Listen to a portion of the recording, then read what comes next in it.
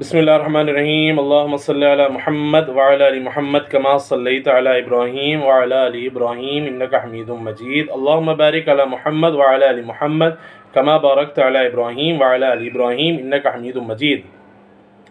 حضرت ابو بکر ثقفی رضی اللہ تعالی عنہ بیان کرتے ہیں کہ رسول اللہ صلی اللہ علیہ وسلم نے ارشاد فرمایا کہ جب دو مسلمان تلواریں میان سے نکال کر آپس میں ایک دوسرے پر وار کرتے ہیں تو قاتل اور مقتول دونوں جہنم کے مستحق ہیں۔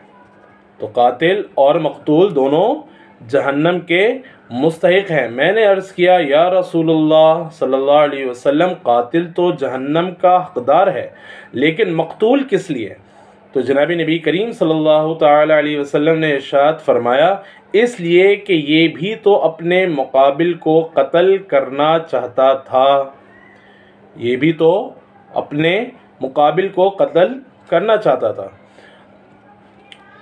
حضرت ابو بکر ثقفی رضی اللہ تعالیٰ عنہ بیان فرماتے ہیں کہ جناب نبی کریم سرکار دو عالم صلی اللہ تعالی علیہ وسلم نے ارشاد فرمایا کہ جب دو مسلمان تلواریں میان سے نکال کر آپس میں ایک دوسرے پر وار کرتے ہیں تو قاتل اور مقتول دونوں جہنم کے مستحق ہیں۔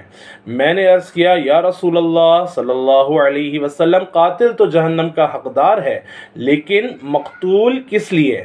قاتل تو جہنم کا حقدار ہے لیکن مقتول کس لیے؟